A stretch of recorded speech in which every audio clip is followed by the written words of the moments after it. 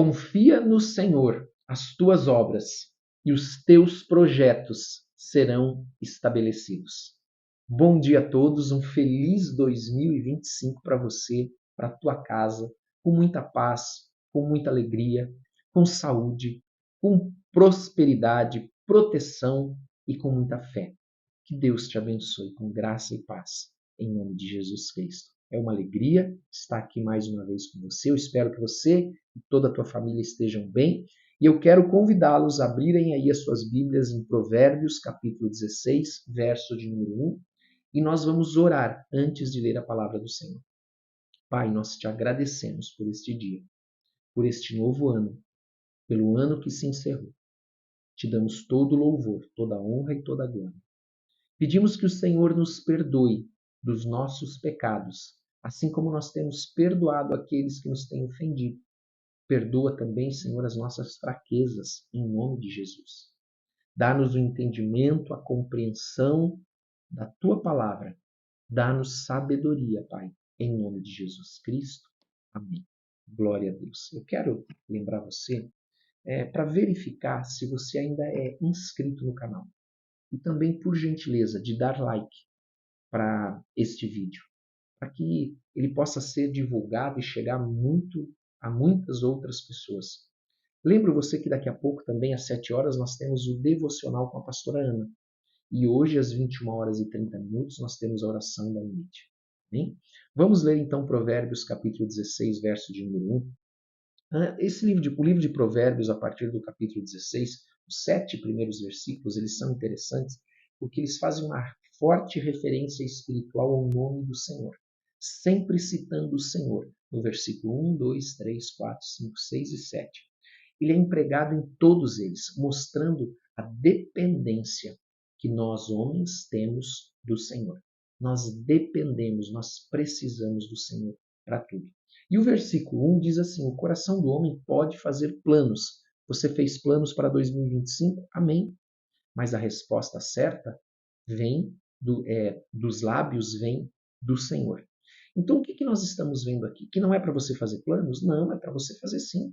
Para você fazer planos, projetos, apresentar ao Senhor, orar. Mas este versículo está falando sobre a limitação humana versus a soberania de Deus. É uma comparação do quanto o homem é limitado e o quanto Deus é ilimitado, o quanto ele é soberano. Que ainda que o homem possa fazer planos, ele depende da bênção e da ajuda de Deus. O interessante quando nós lemos esse versículo é que qual é o resultado de depender de Deus? É confiar. Quanto mais nós dependemos de Deus, mais nós aprendemos a confiar em Deus. Isso tudo ajuda-nos a levar embora toda a preocupação, toda a ansiedade, todo o medo. Amém? Versículo de número 2. Todos os caminhos do homem são puros aos seus olhos, mas o Senhor pesa o espírito. Veja, todos nós vamos ser julgados com base não só do que, mas também do porquê nós fazemos. Então, nós somos julgados à base do que e do porquê nós fazemos isso ou aquilo, porque o Senhor vê o nosso coração. Por isso que ele diz que todos os caminhos do homem são puros aos seus olhos, aquilo que ele está vendo. Mas o Senhor pesa o espírito. O coração, no caso, é uma figura do nosso espírito. Versículo de número 3. Confia ao Senhor as tuas obras e os teus desígnios, os teus projetos serão estabelecidos. O versículo que nós abrimos hoje, esta oração. Então, se nós compararmos isso com o versículo 1, confia neste versículo, tem o sentido de rolar, exatamente. Rolar para Deus.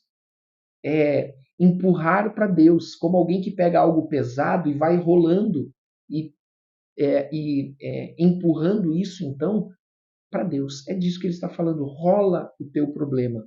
Rola ao Senhor as tuas obras. Confia no Senhor as tuas obras. Esse é o sentido da palavra confiar aqui no versículo de número 3. Se nós pensarmos de uma forma figurada, ele está dizendo para nós rolarmos as nossas cargas, assim como aquele homem que tem uma carga para um camelo carregar. O camelo ele fica lá então ajoelhado, né? E aquele homem vai rolando aquela carga até colocá-la sobre o camelo, para então ele poder começar a sua viagem. Amados, nós não podemos começar nada na nossa vida sem entregar primeiro e colocar nas mãos de Deus, da mesma forma. Então, rolar, amados, os nossos problemas na direção do Senhor. Uma palavra importante ainda aqui é: os teus desígnios serão estabelecidos. O que significa esta palavra estabelecido aqui? Deus vai fazer acontecer. Olha que coisa tremenda, Deus vai fazer acontecer. Então é uma palavra muito apropriada para este ano que está começando. Você quer que as coisas aconteçam? Role para o Senhor, entregue para o Senhor, confie no Senhor. O Senhor tem que estar nos nossos planos. O Senhor tem que estar nas nossas obras, amados, em tudo que nós fazemos. Versículo de número 4. O Senhor fez todas as coisas para determinados fins, e até o perverso para o dia da calamidade. Nada mais é este versículo do que Deus controla tudo, e tudo existe para Ele. Versículo de número 5. Abominável é ao Senhor todo arrogante de coração. É evidente que não ficará impune. Quem é o arrogante de coração? É o orgulhoso. Então, o orgulhoso, amados, é aquele que rouba o crédito de Deus como seu provedor. Então, ele acredita que tudo que ele faz é por causa da sua força, da sua capacidade. Então, ele é orgulhoso e ele rouba o crédito de Deus. E há um texto na Bíblia que diz que o Senhor não divide a sua glória com ninguém. Versículo de número 6. Pela misericórdia e pela verdade se expia a culpa, e pelo temor do Senhor os homens evitam o mal. Expiar, amados, é cobrir. É cobrir o pecado, é apagar o pecado. É isso que significa. Ou seja, é o perdão. Quando ele fala pela misericórdia e pela verdade se expia a culpa, significa de uma maneira bem simples, a pessoa é perdoada. Porque o pecador arrependido, ele deseja sempre, amados, afastar-se do mal. Por isso que ele diz, pelo temor do Senhor, os homens evitam o mal. Porque todo pecador arrependido, então ele tem o seu pecado perdoado. Com isso ele sempre vai desejar se afastar do mal. Versículo 7. Sendo o caminho dos homens agradável ao Senhor, este reconcilia com eles os seus inimigos. Olha que coisa tremenda. Quando nós andamos num caminho que agrada ao Senhor, que é agradável ao Senhor, o Senhor vai transformar os inimigos em amigos. Vai mudar o coração dessas pessoas. Vai mudar o coração dos inimigos. Não é nós que vamos nos adaptar ao padrão do inimigo. É o inimigo que vai ser transformado de inimigo em amigo. Amém? Versículo 8. Melhor é o pouco, mais uma vez, olha só, havendo justiça, do que grandes rendimentos com injustiça. Olha só aqui, a recompensa da sabedoria, ela vai ser sempre a justiça. Então, melhor é o pouco havendo justiça, porque a recompensa da sabedoria sempre é a justiça. Ainda que eu possa enriquecer, ainda que eu possa adquirir bens, a maior recompensa que a sabedoria pode me dar é a justiça. Esse é o verdadeiro tesouro. Por isso que ele diz, é melhor o pouco havendo justiça do que grandes rendimentos com injustiça. Versículo de número 9. O coração do homem traça o seu caminho, mas o Senhor lhe dirige os passos. Tem uma frase que diz assim: o homem propõe, mas Deus dispõe. O que esse versículo ensina? Que Deus é o verdadeiro poder e não o homem. O verdadeiro poder está na mão de Deus. Ele é soberano. Não somos nós. Nós não controlamos nada. Aquele que acha que controla alguma coisa, esse ele se engana. Ele pensa controlar alguma coisa, mas não controla nada. É como aquele homem que constrói a sua casa sobre areia. Vindo o vento, a chuva, a tempestade, a sua casa cai. Versículo de número 10. Nos lábios do rei se acham decisões autorizadas. No julgar, não transgrida, pois a sua boca. Então o rei, amados, ele tem a responsabilidade de representar a Deus. O rei ele é um representante de Deus, então ele tem a obrigação de procurar e transmitir a sabedoria de Deus. E ele deve se submeter à justiça de Deus também. Então, tudo que o rei faz, ele deve agir como um representante de Deus, sabendo que ele também vai se submeter à justiça de Deus. Ou seja, o Senhor virá cobrar dele aquilo que ele recebeu. Como diz a própria palavra, o que muito recebe, o que ao que muito foi dado, muito lhe será cobrado. Versículo de número 11 diz assim: peso e balança justos pertencem ao Senhor. Obras suas são todos os pesos da bolsa. É como se Deus estivesse ali verificando todos os pesos. Então, como Deus é verdadeiro, e ele é totalmente verdadeiro, a desonestidade ofende a Deus. É isso que ele está dizendo aqui.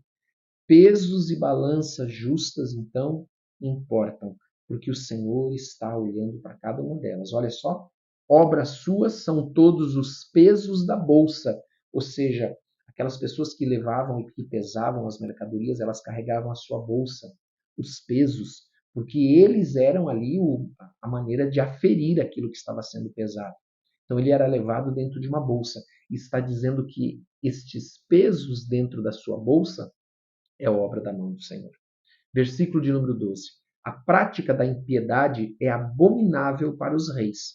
Lembre-se, nós falamos que o rei ele tem a obrigação de, como representante de Deus, de fazer justiça e de saber que ele também será julgado segundo a justiça de Deus. Então, a prática da impiedade é abominável para os reis, porque com justiça se estabelece o reino e com injustiça se destrói o reino. Então, o versículo 2 fala que a impiedade ela é o oposto da justiça. E o rei, como representante de Deus, e Deus sendo justo, o rei deve ser justo também.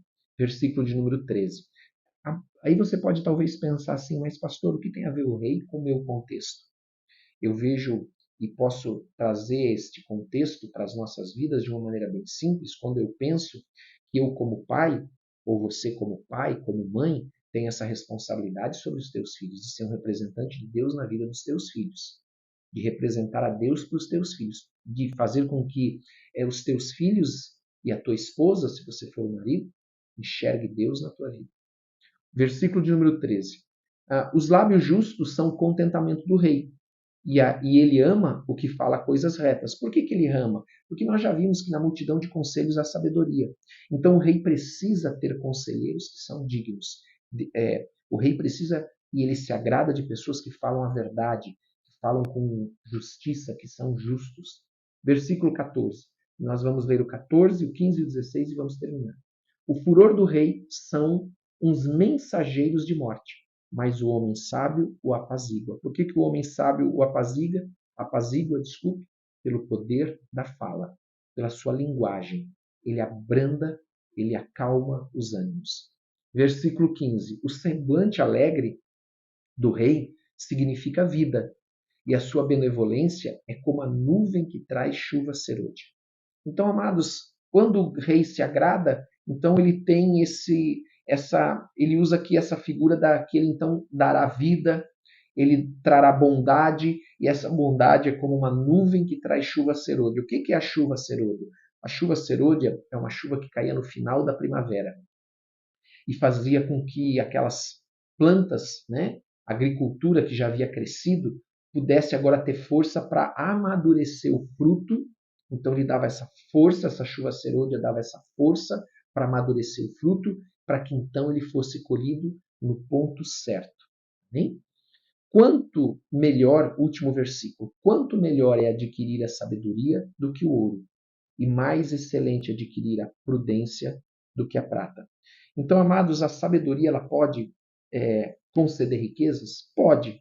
Veja, pode. Nem sempre ela vai conceder riquezas. A pessoa às vezes vai ser alguém humilde, simples, pobre, mas vai estar contente, porque é alguém sábio, cheio de alegria e de paz que a sabedoria concede. Mas a sabedoria por si só, e por que ele diz isso aqui nesse versículo 16? Porque a sabedoria por si só, ela já é melhor do que todo ouro e toda prata. Por isso que a sabedoria pode conceder riqueza, mas por si só ela já é melhor do que todo ouro e toda prata. Amém? E a sabedoria ela pode habitar na casa do homem mais simples, assim como na casa dos reis. Amém? Vamos orar então? Pai, em nome de Jesus, nós queremos te dar toda a honra e toda a glória. E não podemos deixar, Pai, de te apresentar nesse dia o ano que está começando, Pai. este ano de 2025. E nós pedimos a tua bênção, pedimos o teu favor, a tua presença, a tua ajuda. Ajuda-nos, Senhor, nesse ano de 2025. Ajuda-nos e abençoa a nossa vida, a nossa casa. Muda a sorte daqueles que precisam de uma intervenção do céu, os filhos, o casamento, o marido, a esposa, em nome de Jesus, o trabalho, os negócios. Abre os céus e abençoa, Pai, nesse ano de 2025. Derrama das tuas ricas e poderosas bênçãos sobre todos nós. É o que nós te pedimos. Em nome de Jesus. Amém e amém. Glória a Deus. Quero lembrar você, não esqueça de colocar nos comentários o teu pedido de oração. Nós oramos por ele todos os dias. Amém? Que Deus te abençoe. Tenha um ótimo dia em nome de Jesus.